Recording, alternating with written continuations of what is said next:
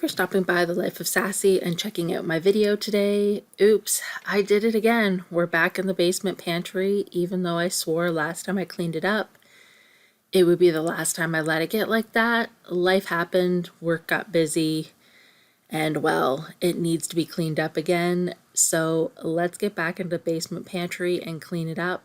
But let's also talk about my pantry. Let's go, everyone. The first thing I'm going to do is I'm going to move some chicken from the chest freezer to the stand-up freezer where it should be. Now, yes, you're going to see when I pull out my chicken bin, it is overflowing. But with that being said, 95% of our meals are chicken, and I am the picky one. I only eat chicken breast. And B, I went to Costco, and they had them on for $6 off a pack, which is an amazing deal. So by buying 3 packs, I just saved our household $18. So now we are fully stocked up until the end of the year. So we're going to go ahead and put this chicken away.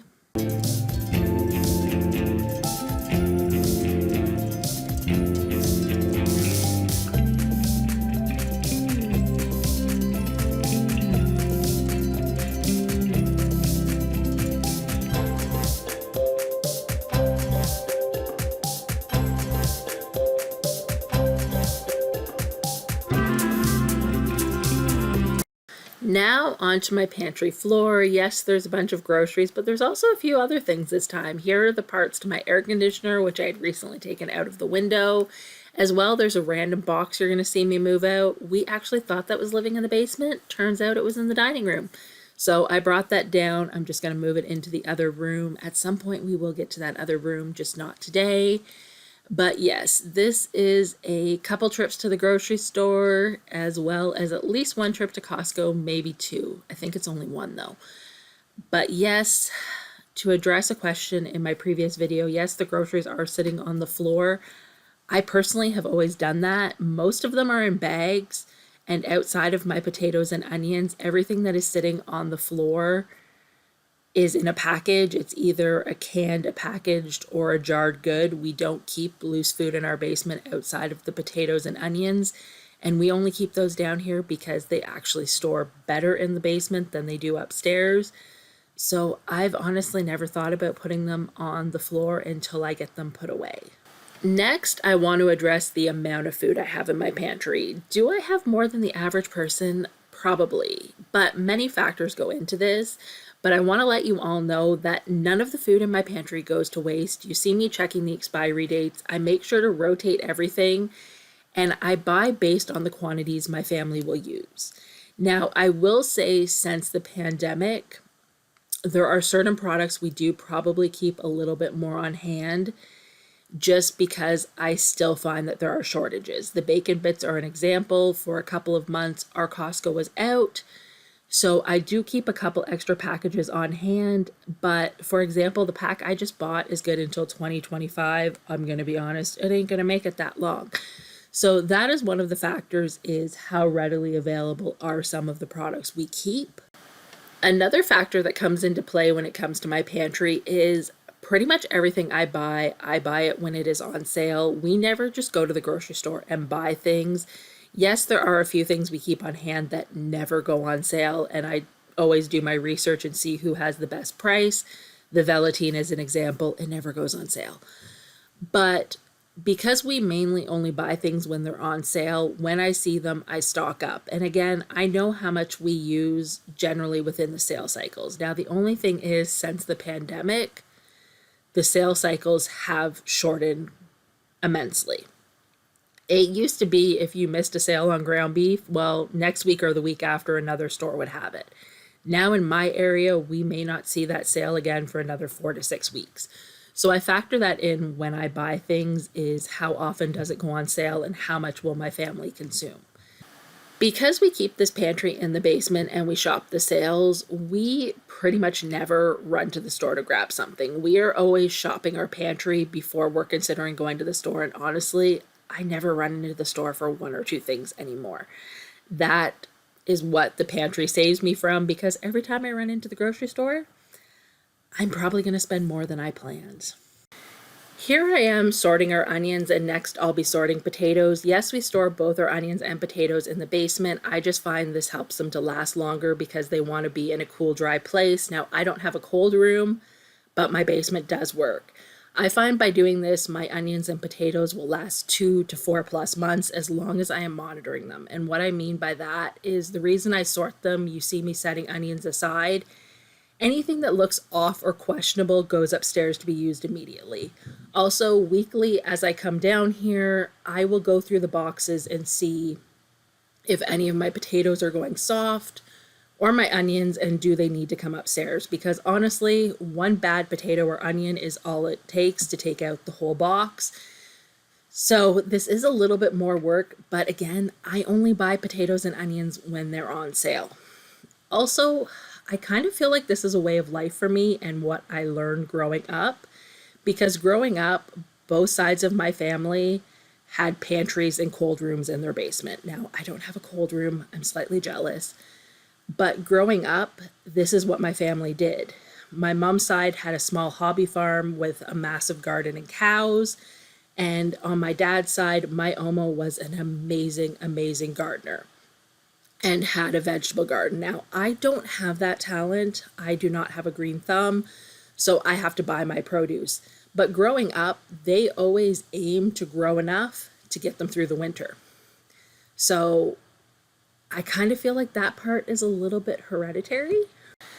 Now, I'm going to be honest, as you look at my potatoes, I am completely overstocked on potatoes. For about 2 months, I couldn't get russet potatoes, which are our choice potato.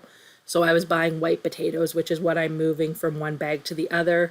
And you see this bag here I have open that I didn't package. They're all sprouting. That's because I didn't take them out of the bag. That is my fault. They're still perfectly good. There's a couple that are soft. They'll go upstairs. But yes, I am completely overrun with potatoes, but we are going into the Christmas season, which means we're easily going to go through like 2 to 3 bags of potatoes in a blink of an eye, so I'm not worried. The other thing is, anytime we become overstocked on something, I try not to let it happen, but it does. We just incorporate that into more of our meals. So, as I said, nothing goes to waste, but yes, I will admit it before you all let me know in the comments. I am completely overstocked on potatoes. Worst comes to worst, if we don't go through them over the Christmas season, I will message my family and be like, hey, anyone want some potatoes? I'll drop them off.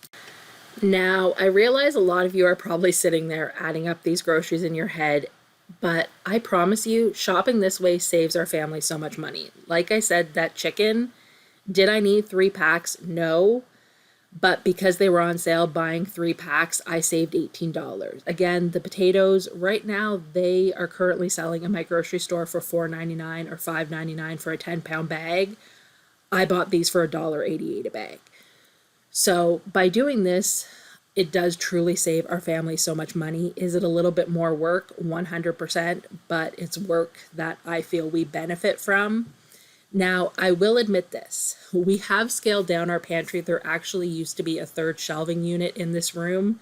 We've now moved it to the other room and we don't keep food on it.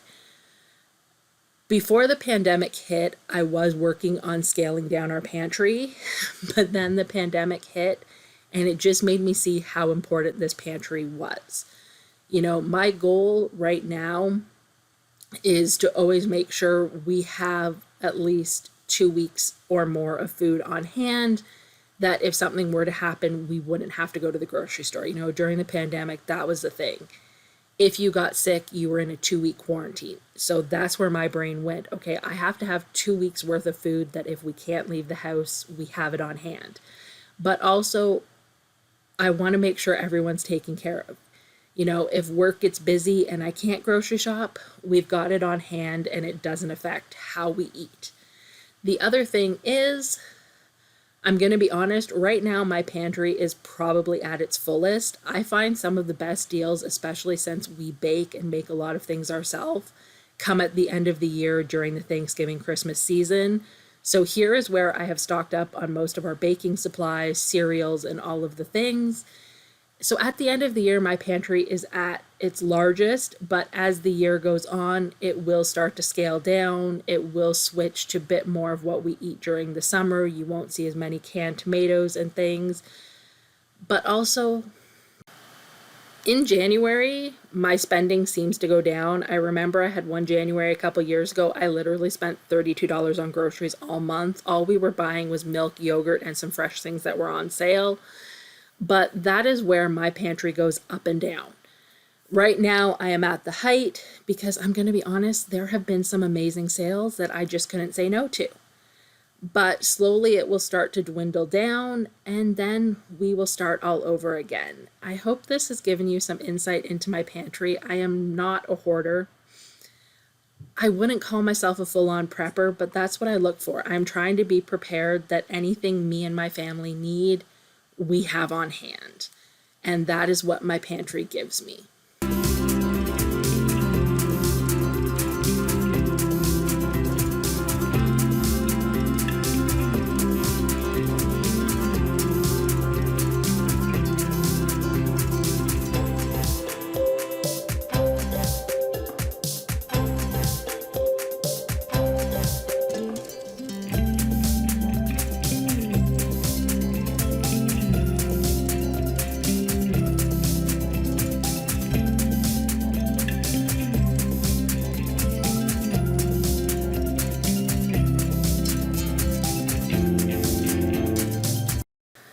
Thank you for stopping by the Life of Sassy and checking out my video and cleaning my pantry with me. I am truly hoping this is the last time I have to post a video like this because my goal is to stay on top of this pantry and not have to keep doing pantry cleans.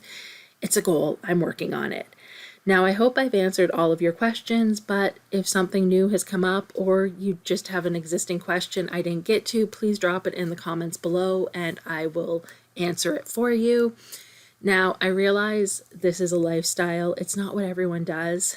This is just what works best for my family. Thank you again for stopping by. I really hope you enjoyed this video. If you did, please give me a thumbs up. That just lets me know you like the content. And if you haven't already, please consider joining my YouTube family by clicking the subscribe button down below. I've done a lot of talking in this one. Thank you for staying with me and watching all the way to the end. Have a wonderful day, everyone.